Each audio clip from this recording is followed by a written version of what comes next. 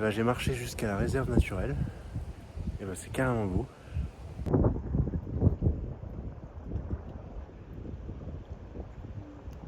La prochaine étape dans mon voyage, c'est d'acheter du matériel de pêche. Et l'avantage, c'est que j'ai même trouvé une cabane, un petit chalet. Et je pense que je vais pouvoir passer la nuit ici.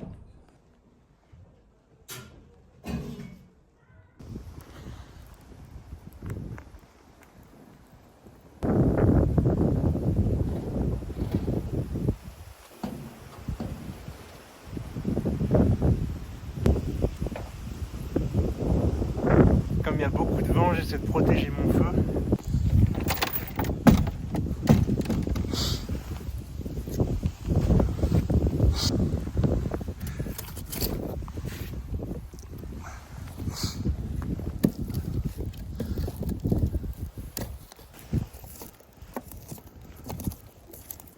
J'ai pas une tête à sortir d'un chalutier là.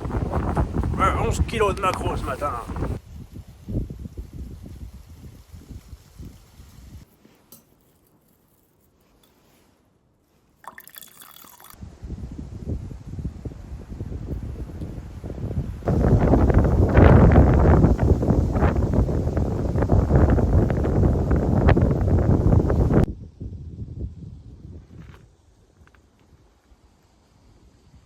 Je pense que je vais acheter du matériel de pêche.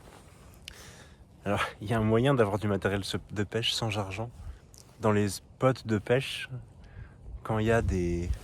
comme ça là, quand il y a des algues, des herbiers, des plantes, des branches, très souvent il y a des lignes qui cassent et qui restent accrochées à des endroits. Donc ça peut être une solution de pêcher sans argent. Mais je pense effectivement que je vais acheter du matériel de pêche. Et c'est même possible que ça soit le sujet principal d'un prochain voyage.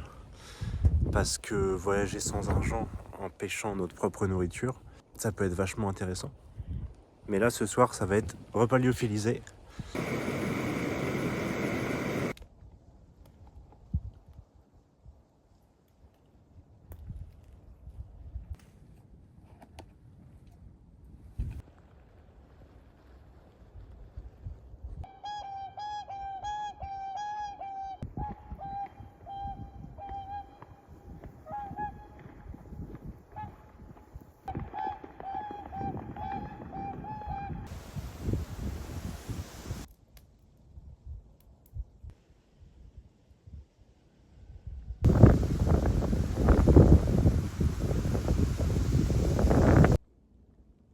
J'ai repris la route rapidement pour me réchauffer. Bon, il y a quand même une partie du lac qui est gelée. Qui finalement il doit faire frisquer.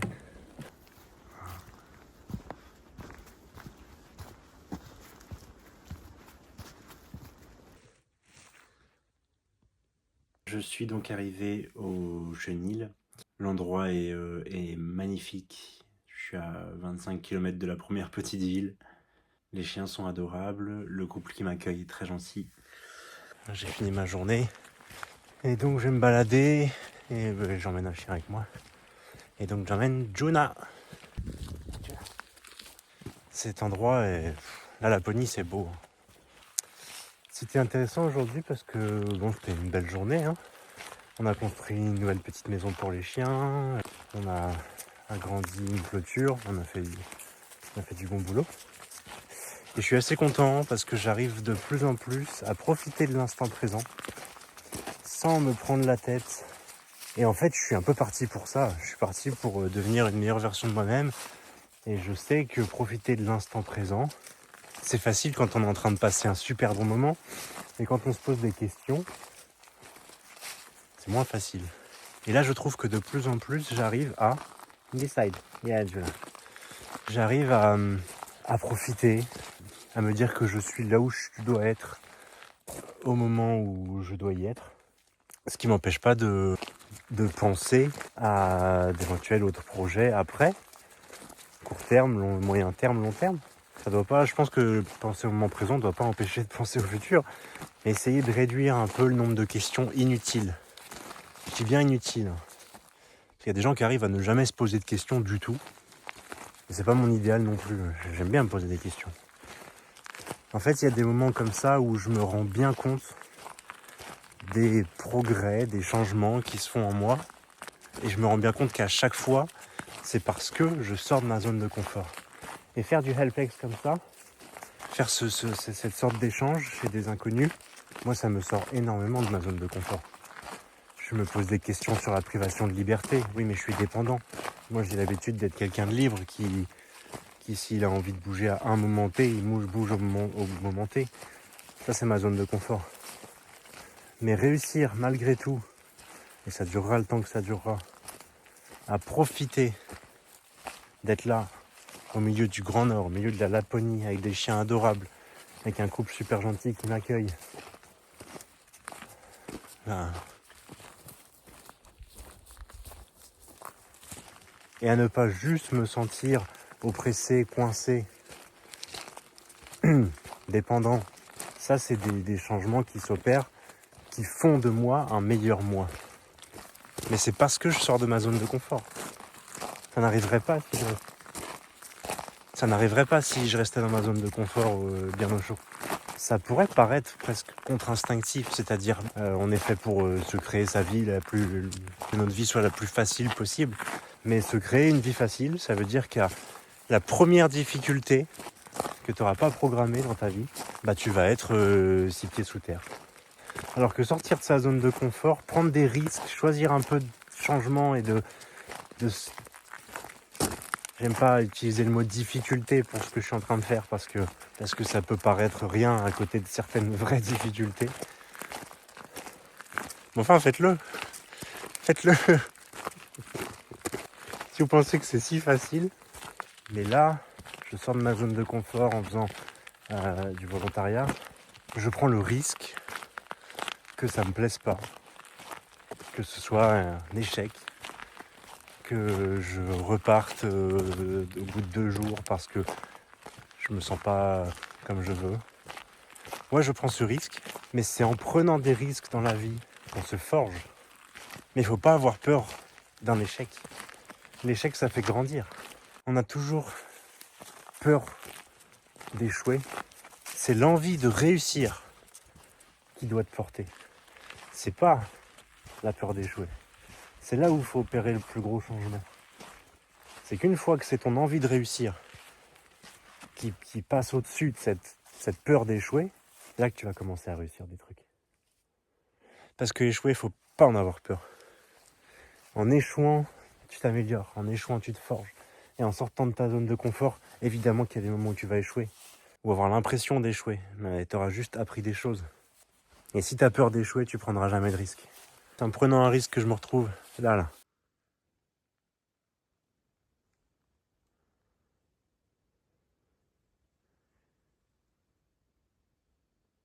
Si tu sors jamais de ta zone de confort, tu seras toujours malheureux quand tu voudras ce que tu peux pas avoir. Je sais pas si c'est clair comme phrase, mais dans ma tête c'est clair. C'est-à-dire qu'en sortant de ta zone de confort, tu apprends à être heureux dans des circonstances différentes. Et si tu sais être heureux dans toutes les circonstances qui soient, t'as gagné dans la vie. Enfin, on passe trop de temps dans notre vie à dire ah, quand j'aurai ça, je serai heureux. Quand j'aurai telle augmentation, je serai heureux. Quand j'habiterai à tel endroit, je serai heureux. Quand j'aurai arrêté tel boulot, je serai content, je serai heureux. Quand j'aurai 2 enfants, je serai heureux. Ah, finalement, quand ils auront 18 ans, je serai peut-être heureux.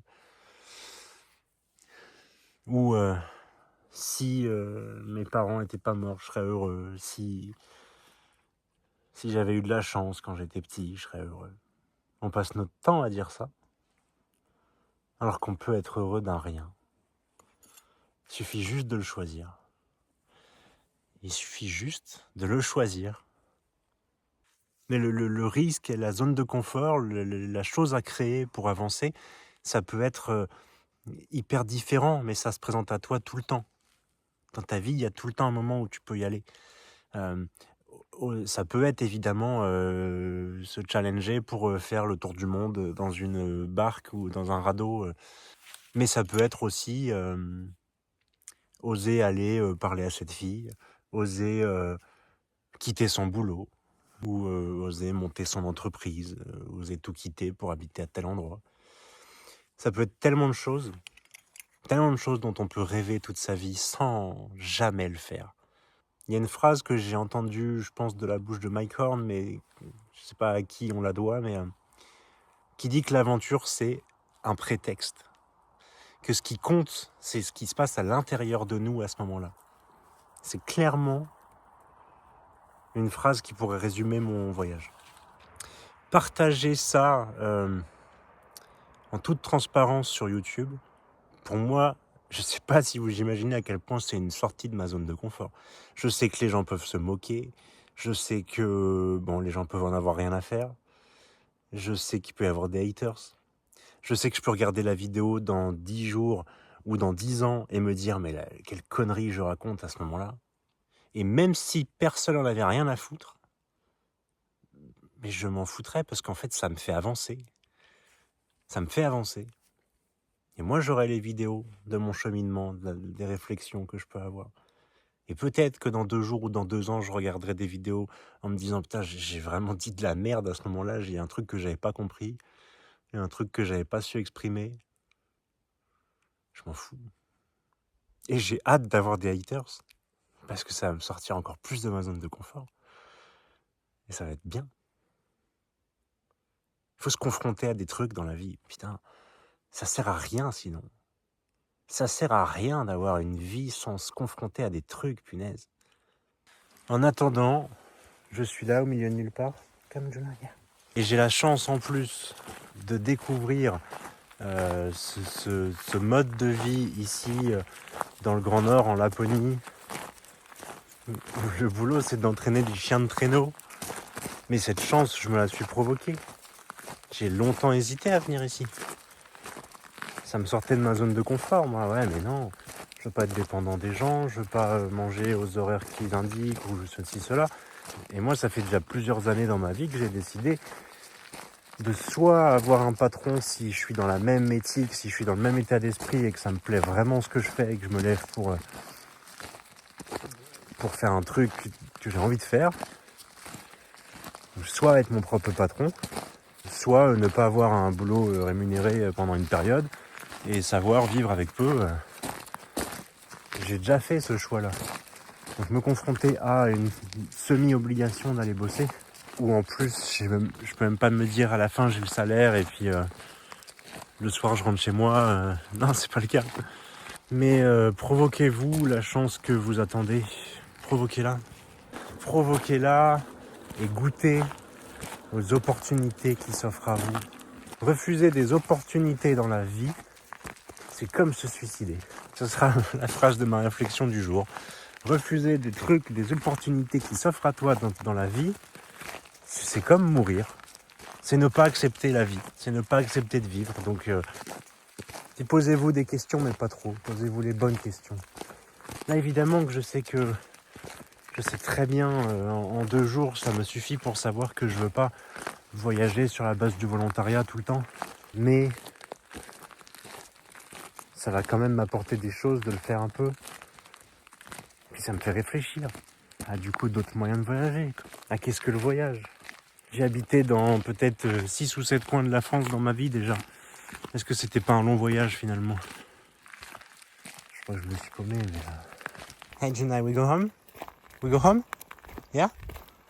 Ah, je pense qu'elle va m'aider. En tout cas, voilà, je sais pas si c'était clair, si c'était confus, si ça va parler à des gens. Le message, c'est le même depuis le début des vidéos. C'est sortez de votre zone de confort. C'est oser vous bouger le cul et aller chercher les choses dans la vie que vous attendez, là, comme s'il allait pleuvoir des bonnes choses d'un coup. Prenez le chemin qui doit... Enfin, je vous dis de le faire, mais je m'en fous. Je vous dis de le faire, mais je m'en fous si vous le faites ou pas, en fait. Ce qui m'intéresse, c'est que moi, je le fasse pour l'instant. Mais pour l'instant, j'ai toujours à cœur de le partager comme ça. Donc je le fais. Même si chaque vidéo me sort de ma zone de confort, clairement. Et que quand je la monte, il y a des moments où je me dis ce passage-là, laisse tomber, je le coupe. Bah non.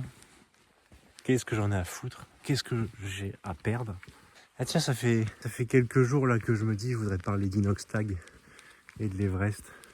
Comme ça, je vais faire un titre bien putaclic. Je vais écrire mon avis sur Inoxtag. Ah ouais, ça claque. Qu'est-ce que j'en ai à foutre de mon avis sur Inoxtag? Mais je m'en fous, je le partage.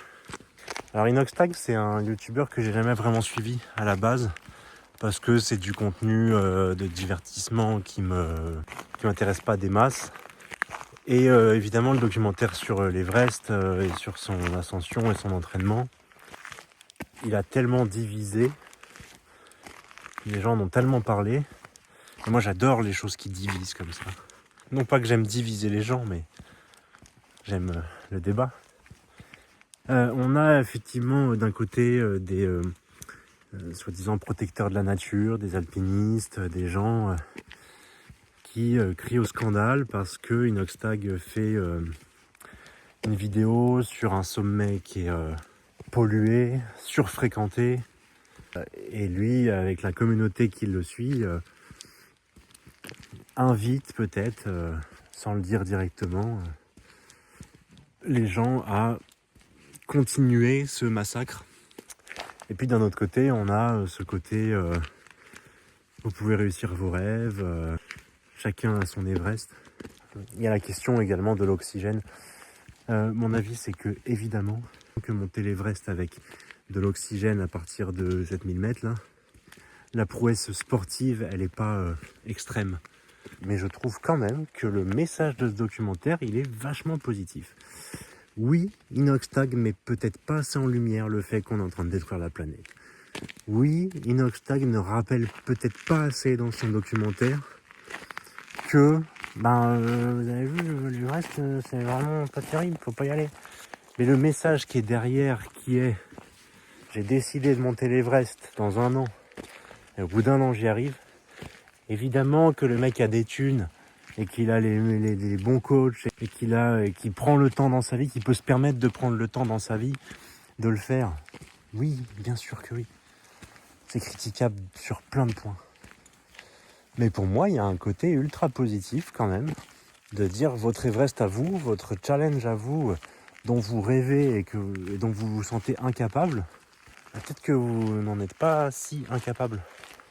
Mais tant que vous bougez pas le cul, c'est pas l'Everest qui va venir à vous.